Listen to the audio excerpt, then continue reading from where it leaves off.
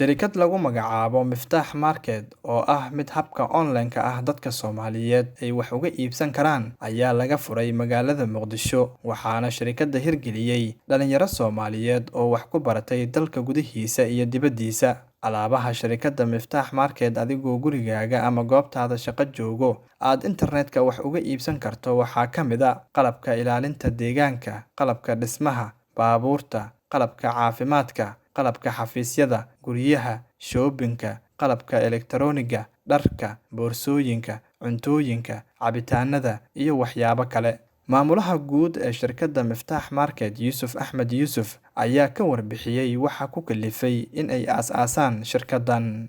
Miftaax Market horta waxaa loo aasaasay waa suuq casri ah oo adduunyada dhan hadda waxay u socotaa digital iyo in social media iyo online-ka wax lagu kala ganacsado. adduunka hadda waxaa soo socda 5G internet wax la yiraahdo. Marka waxaa jirto asbaabaha loo aasaasay waxaa ka mid ah in dadkii loo fududeeyo in online-ka alaabooda ku iibsan karaan. Marka saas daraadeed qof walba maanta ganacsada ama qof kale customer caadi qof walba wuxuu ku fikiraa in online wax ka iibsado ama online-ka uu wax ku iibiyo. Saas darteed waxaan ka fikirnay inaan u fududeeno dadka inay ganacsigooda suuq iskugu iman karaan oo caalami ah oo baahidooda dhan ka kaafinayo oo qof walbana markaas wixiisa alaabtiisa ku iibin karo kii wax raban uu wax ka iibsan karo in noqoto meeshaas qofkii wax iibiyihii iyo iibsadihii meel iskugu iman karaan ay ku kala adeegan karaan.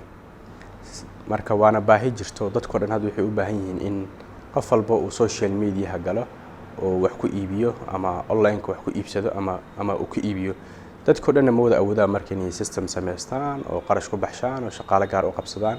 saas daraadeed annaga marka waxaa ka kaafinay in aan suuqaas oo platformkaas u diyaarino oo dadka wax ku iibsanayaan.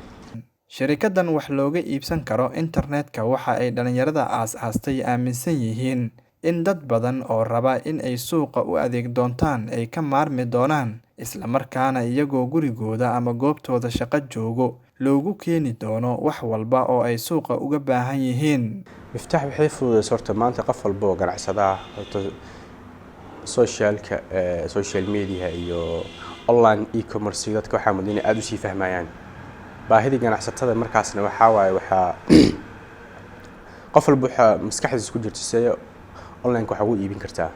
marka qof walba wuxuu u sahlaysaa inuu meeshuu isaga shaqo badan ku bixin lahaa inuu qarash badan uga bixi lahaa inuu e-commerce isaga u gaar ah uu sameysto. marka e-commerce-gan dadka dhan ku wada jiraan oo ku midaysan yihiin oo sida suuqyada waaweyn oo kala Bakaara ama suuqyada magaalada ku yaalo kala Xamarweyne oo kale inuu suuqaas ka dhex sameysto dadka dhan iskugu imaanayaan.